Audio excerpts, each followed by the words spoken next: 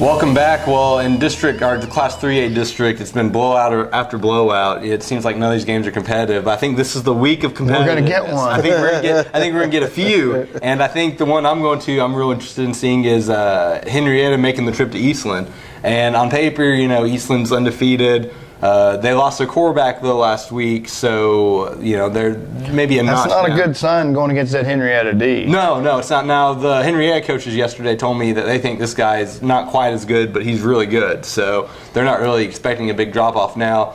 Bearcats have a lot of confidence because they just went to Cisco about 3 weeks ago and played with the #1 team, and if they can play at Cisco, they can play at Eastland and have a chance to win. So I think this is a game that's definitely winnable for them. They may not win it, but Cody Fletcher's coming back from his ankle injury, and they're going to have all their guns ready for it. I'm going to tell. Henrietta cannot sleep on any Eastland offense. Their coach there, Cliff Watkins, he's an offensive guy. He's an offensive mind. He's done it at the 6A level, constructing offenses, and he's done it well. He's built offenses really from scratch. I watched him take a Midland Lee offense that was pretty much wing T type of offense and turned it into a spread in 1 year, very prolific, won a district title. So he's got the ability. He knows what he's doing with an offense. They scored 42 at Holiday last week and put that game away pretty early. So it wouldn't surprise me. Now it's not only there are a couple other interesting games in that district.